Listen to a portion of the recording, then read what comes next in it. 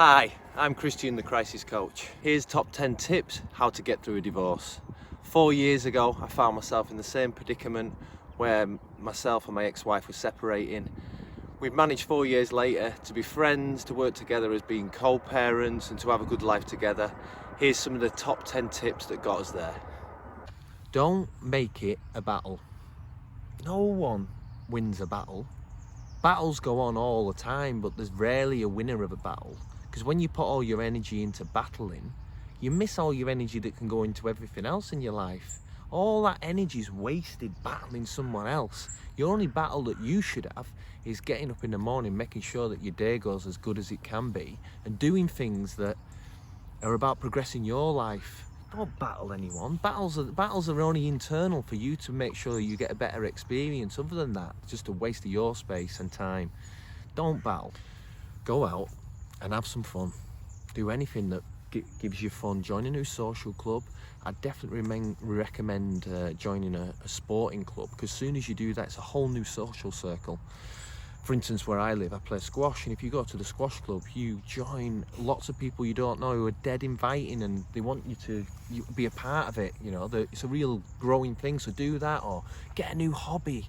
Take this opportunity to grow rather than let it defeat you, because when you're with other people, you always feel better, and when you're doing something new, people, they don't know about what went on before with you.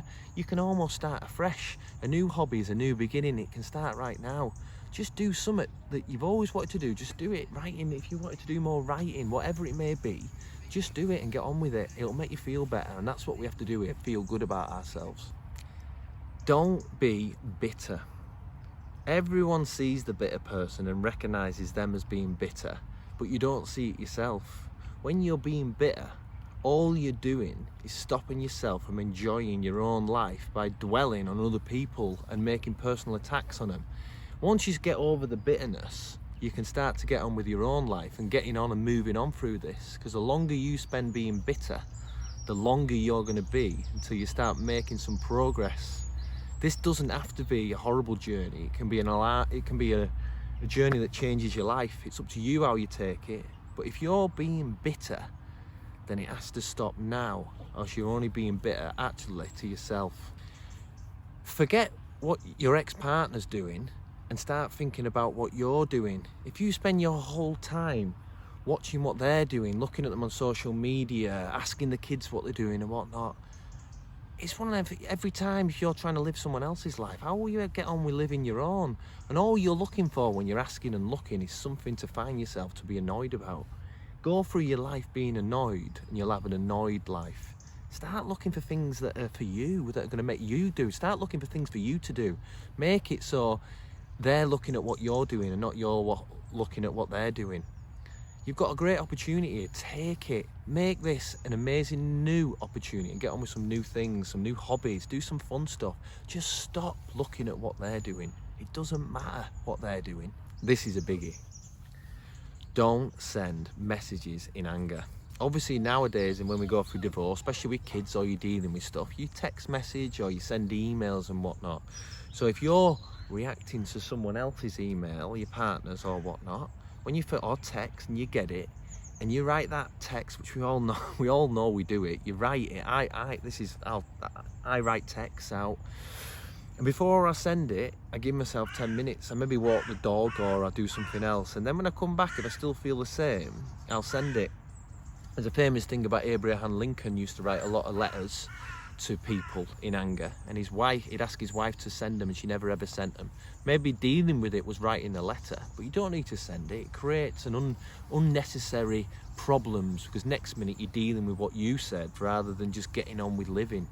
So don't send that text. Give yourself 10 minutes, because you all know, and we've all been guilty of it, everyone, me included without a doubt. I wrote one yesterday actually and never sent it when I looked in my phone. Just don't send them.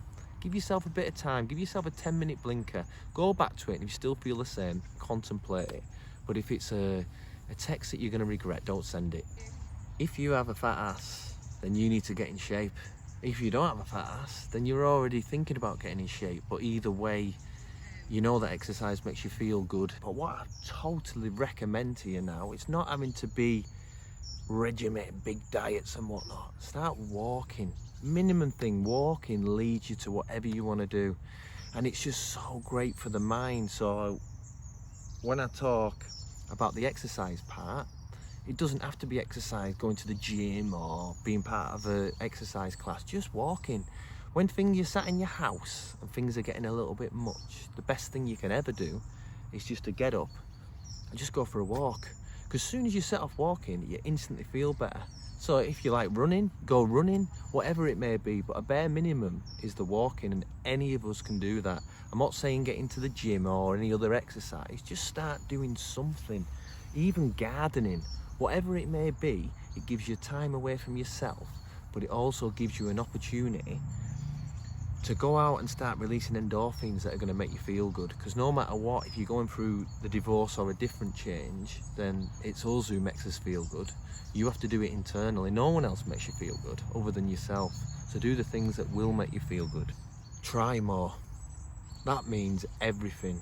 Try not to drink as much. Try and do a little bit more things that are going to make you feel good. Try and not be with the people that you know bring you down and don't give you them enthusiasm. Try and be with more positive people.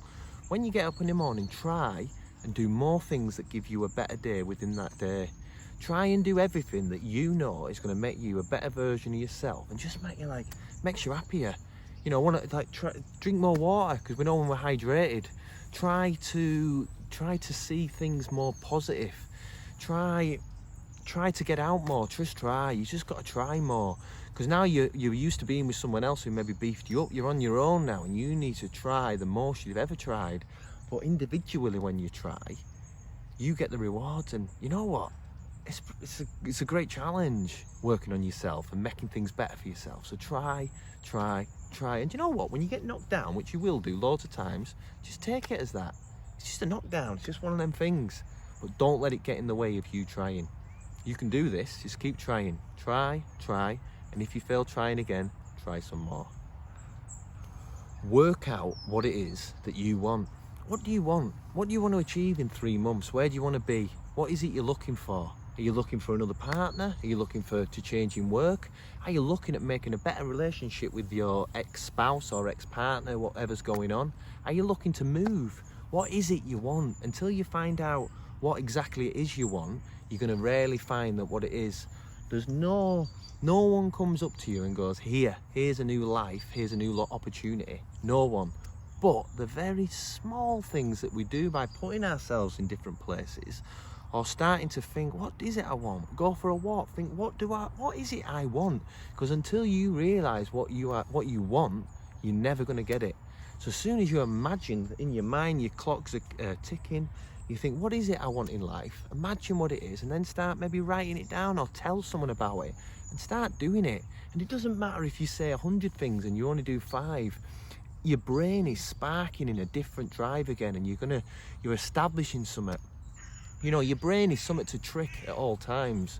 Your mind can be tricked, and it can be tricked to be a helpful tool to help us. So just start trying to imagine what it is you want, because it starts in the imagination. What starts in here produces in something else long term. You can do this, and it's exciting. Don't be lonely unnecessarily. Lots of people make themselves lonely by being on their own all the time. They know it's a time when being on the alone doesn't help, but they feel it's a coping mechanism to go home and get on the couch and spend a night there, and more we're downer and they fall further down. So don't be. Make yourself opportunities where you're not lonely. Talk to people on the phone that you haven't spoke to before. If everyone knows your predicament, most people you'll find will want to help you. And if they don't want to help you, just leave them behind, because they're not part of the new you. But don't allow yourself to be lonely. I know it's something with me when I'm working independently and I'm feeling a bit like that. I'm feeling a bit lonely. I just go out, even going to the shop and speaking to someone in a shop. Anywhere it can be of human interaction that makes you feel a little bit better, because that's what you're managing. You've got to think to yourself, yeah, I am going through a challenging situation, so certain things are going to happen. I might feel a bit lonely, I might feel a bit down, but it's you who's going to do something about it, and only you. You might have some good friends who start turning up and whatnot, and that'll be amazing, but you might not, and you might have to do it yourself. But don't feel sorry for yourself that, oh, no one cares about me, no one comes and does it. They often don't. That's the sad thing about life. But if you go out and do it, you can do it to you. You care about you. No one cares about you like you care about you. So get out there, start caring about yourself, and don't let yourself be lonely. If you're divorcing, remove them off the social media. You know, you might be friends later on down the line. I'm very good friends with my ex-wife, but in the initial stages, there is that initial changing thing as you move on. So it's most likely that that's the things that will bother you the most in that current period.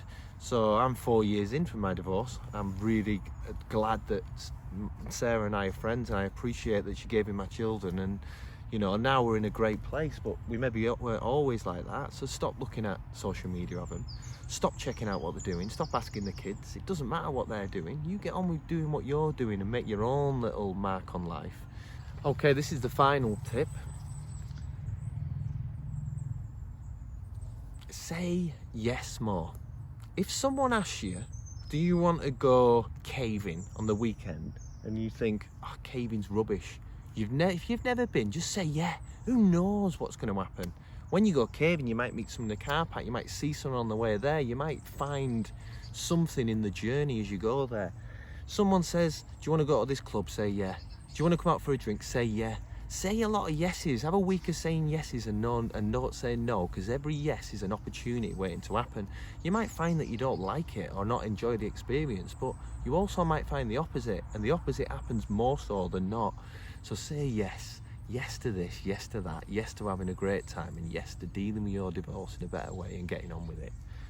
Yeses lead to opportunities.